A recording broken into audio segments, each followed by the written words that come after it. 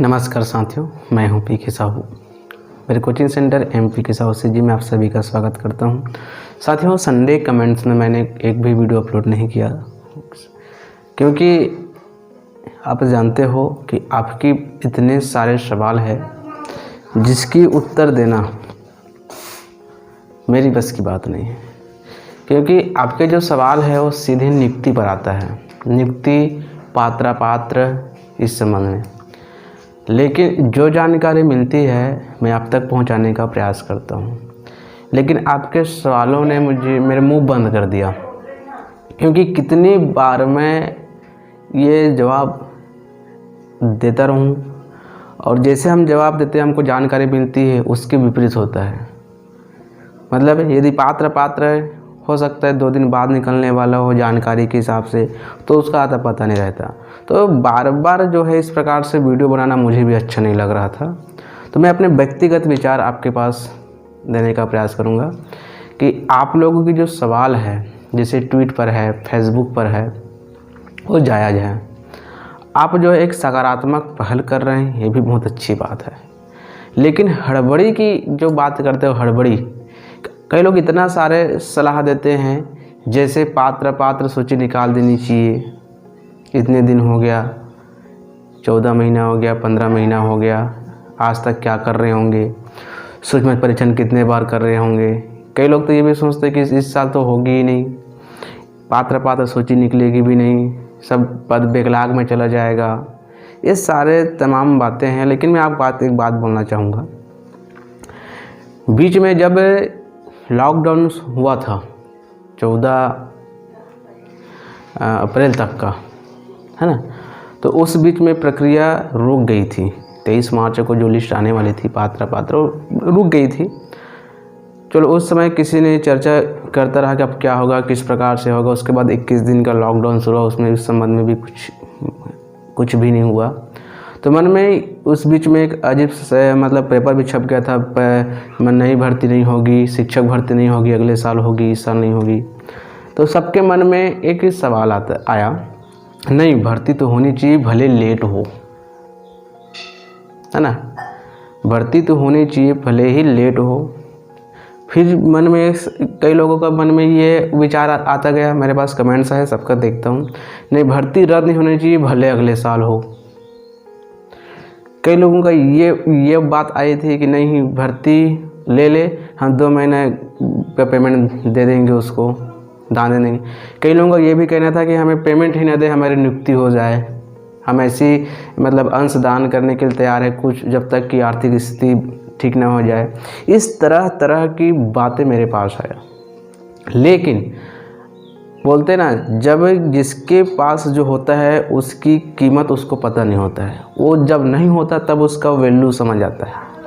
मैं आपको कि ताना नहीं दे रहा हूँ, लेकिन आपकी बात कहना चाहूँगा।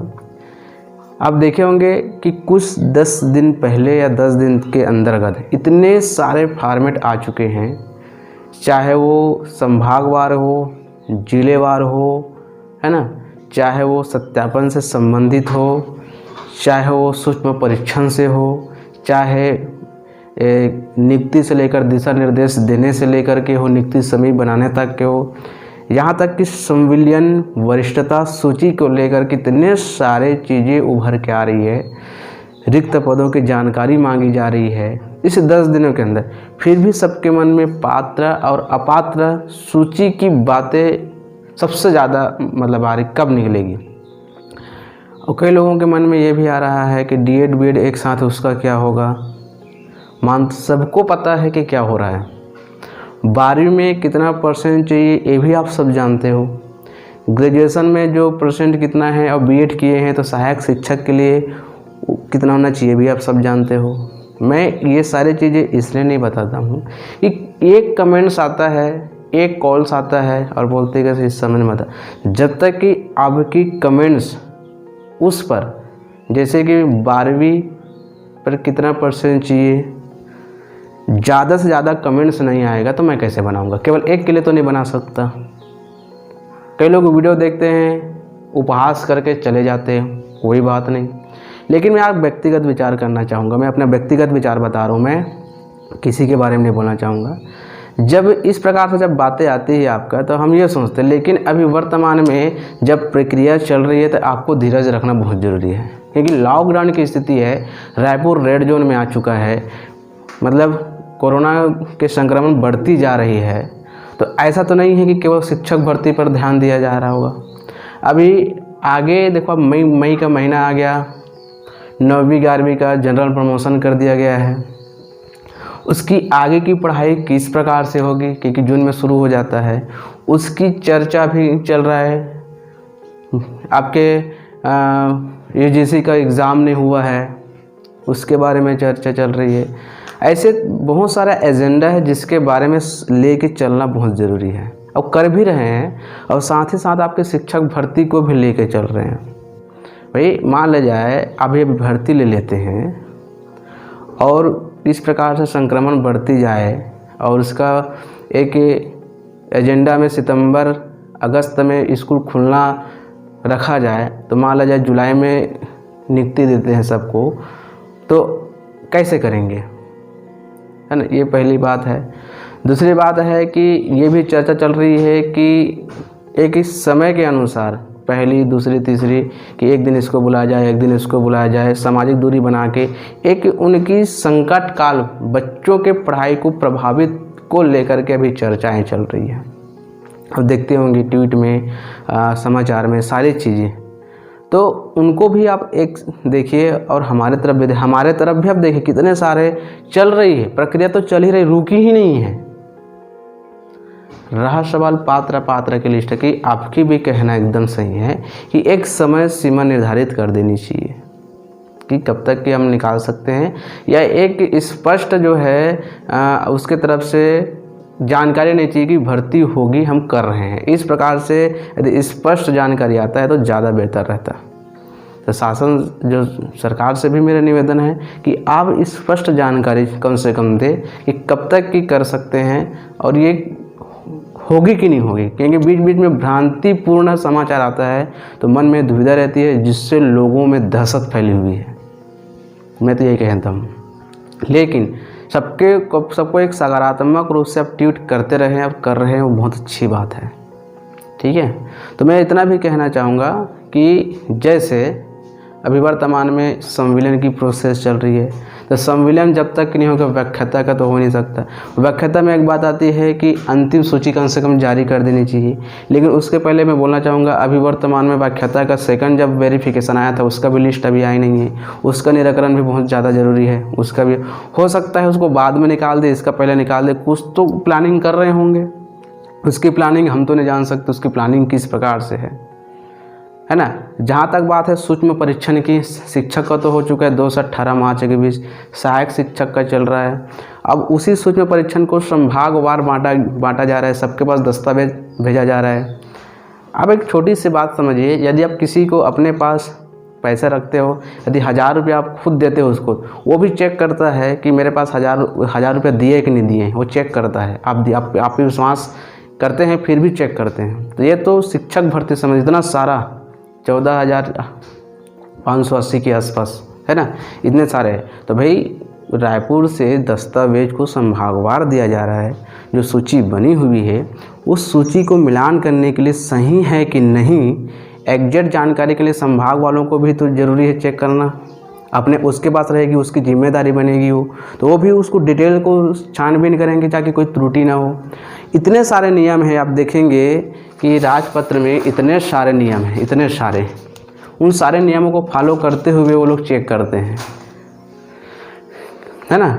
उस सब चीज़ को लेकर के जाति, है ना, लिंग, डेट ऑफ बर्थ, उसकी योग्यता, एज, उसकी सारी चीज़ें को एक एक चीज़ को देखते हैं। तो मतलब समझ लीजिए एक दस्तावेज को सत्यापन करने के लिए, सूक्ष्म निरीक्षण करने के लिए कितना समय लगता होगा। सारी चीज़ों को उसको देखते हुए यदि थोड़ी सी गलती होगी तो आप हम खुद बोलते हैं कि कैसे चेक करने वाले कैसे चेक किए होंगे। तो थोड़ा सा आपको भी समझदारी होनी चाहिए इसमें, और हमको भी समझदारी होनी चाहिए। थोड़ा सा समय ज़रूर लग रहा है, और समय इसलिए लग रहा है क्योंकि लॉकडाउन है, सारी चीज़ों को देखना पड़ रहा है। मेरा व्यक्तिगत विचार है ना, ये मैं नहीं बोल रहा हूँ कि मेरे को कुछ बोला गया है, मैं अपने हिसाब से सोचता हूँ। मैं सोच रहा हूँ, मैं आपके पास, अब आप क्या सोचते हो वो आप जाने, क्योंकि मेरे पास इतना कमेंट्स आते हैं कि कब होगी कब होगी कब होगी। अरे कब होगी, प्रोसेस तो चल रही है, एकदम धड़ल्ले से थोड़ी कर देगा। अब स्थिति भी सामान्य नहीं है, स्थिति ऐसी सामान्य होता था। आपका जो प्रश्न है कि कब होगी, जल्दी होना चाहिए, मैं तो पहले ही बोल चुका हूँ, जुलाई के जब तक कि संविलियन नहीं होती, व्याख्याताओं का नहीं होता, तब तक कि इधर का रास्ता नहीं होता। दूसरी बात, कई लोग ये सलाह देते हैं कि नहीं पात्र सूची निकाल देनी चाहिए। अच्छा चलो भाई निकाल दिए, दावा पत्री के लिए कैसे करेंगे, इसके लिए भी सलाह देते हैं कि ऑनलाइन करना चाहिए, भी सही है। अब बताइए, इतने सारे लोग, कम से कम 14,000 वैकेंसी, उसका ऑनलाइन प्रोसेस शुरू होगा, ईमेल जाएंगे। कई लोग तो एक्सपर्ट है, ईमेल से भेज देंगे। कई लोग ऐसे हैं जिसको पता भी नहीं है कि हमको ईमेल कैसे करना है, कई लोगों को पता नहीं है, मैं आपको बता रहा हूँ। वो लोग कैसे करेंगे लॉकडाउन की स्थिति में, ये भी सोच रहे होंगे, हो सकता मेरे हिसाब से भाई। कई लोगों का प्रमाण पत्र जो है बना नहीं है, जैसे कि आप पीएच वालों को देख लो, कई लोग दिए नहीं हैं, उसको दावा पत्री में देना पड़ता है। शपथ पत्र हो सकता बनाना पड़ जाए, तभी उसकी उपलब्धता नहीं हो पाएगी लॉकडाउन में। हो सकता है किसी के तरफ हो, किसी के लॉकडाउन चल रहा है तो उसको जाने में तकलीफ होगी। तो कुछ चीज़ें दावा पत्री करने के लिए भी मटेरियल जुगाड़ना पड़ेगा, उस मटेरियल के लिए भी तो लॉकडाउन खुलना ज़रूरी है, उसको जाने के लिए। हो सकता है एक ही हफ्ता का समय था, एक हफ्ता में उसका प्रमाण पत्र ही नहीं बन पाए जो दावा पत्री के लिए देने वाले हो, नेटवर्क का प्रॉब्लम हो, तब कैसे करेंगे। ये मेरा व्यक्तिगत विचार है, पहले ही बोल रहा हूँ मैं आपको कोई ताना नहीं दे रहा हूँ। लेकिन मैं वीडियो इसलिए नहीं बना रहा था, लेकिन ये लास्ट वीडियो है। जब तक कि मुझे पक्का कुछ चीज़ नहीं मिलेगी और जब तक कि किसी विषय पर अधिक से अधिक कमेंट्स नहीं आएंगे, तब तक मैं वीडियो नहीं के बराबर बनाऊंगा अब। क्योंकि उस समय तो जैसे जानकारी मिलती थी बना देता था, लेकिन अब ऐसी स्थिति आ चुकी है कि वीडियो बनाने के लिए भी थोड़ा सा मुझे संकोच लगता है कि क्या करूं। क्योंकि भाई हम एक तरफा तो नहीं सोच सकते, अपने लिए स्वार्थपूर्ण तो नहीं हो सकते। अब स्वार्थ से भरे रहें तो ही कर सकते हैं कि हमें भर्ती होना चाहिए, भर्ती होगी, लेकिन प्रोसेस तो चल रही है। इस पे आपको ध्यान देना चाहिए, इस पे आपको खुशी होना चाहिए, आपको आभार व्यक्त करना चाहिए कि प्रोसेस, इस स्थिति में प्रोसेस जारी है। निगेटिव चीज़ को आप छोड़ दीजिए। सर आप मुझसे ज़्यादा जानते हैं, मैं जानता हूँ, मेरे से भी उम्र दराज, मेरे से भी काबिलियत रखने वाले, मेरे से ज़्यादा जुड़ने वाले लोग भी हैं। मैं अपना व्यक्तिगत विचार मैंने यहाँ पर रखा, वीडियो ज़्यादा लंबा ना बने। बोलना तो बहुत कुछ चाहता हूँ, लेकिन इस सीमित बातों में शायद आप समझ जाए तो ज़्यादा बेटर होगा। मैं आपके जो भी कमेंट्स होंगे मैं स्वीकार कर लूँगा, चाहे आप नेगेटिव कमेंट्स करें या पॉजिटिव कमेंट्स करें। मैं आज इतना बताना चाहूँगा, लेकिन आपको अपनी विचार, अपने आप को सोचते हुए आप खुद इस बात को एहसास करें कि वाकई में हो क्या रहा है, हम क्या कर रहे हैं, क्या होना चाहिए। दोस्तों आज के लिए इतना ही, थैंक यू। यदि आप किसी को बुरा लगा हो तो माफ़ी चाहूँगा। ये वीडियो किसी को तकलीफ़ देने के लिए नहीं है। जानता हूँ कई लोग इस संबंध में बात पात्र लिस्ट को लेकर के, नियुक्ति को लेकर के, स्थानीय भर्ती को लेकर के, है ना, ऐसे तमाम प्रश्न हैं, मैं ज़रूर बताऊंगा। लेकिन थोड़ा सा धीरज रखिए और अपने आप से एक सवाल कीजिए कि वाकई में इस स्थिति में जो हो रहा है वो ठीक हो रहा है या हमारे लिए गलत हो रहा है। क्योंकि फॉर्मेट जारी हो रहा है धीरे धीरे सभी कार्य। एक बात और बोलना चाहूँगा, जब 5/5/2020 को नियुक्ति से संबंधित जब समिति बनाई जा सकती है, नियुक्ति समिति बनाया, जो दिशा निर्देश दिया जा चुका है, आप सोचिए हम कितने करीब है। आपको इस पॉइंट को लेकर चलना चाहिए। भाई नियुक्ति सब समिति बन चुकी है तो नियुक्ति क्यों नहीं होगी, है ना, ये आप याद रखिएगा। आपसे निवेदन है थोड़ा सा धीरज रखें और अपने इस सवालों को खुद से करें तो ज़्यादा बेटर होगा। दोस्तों आज के लिए इतना ही, थैंक यू।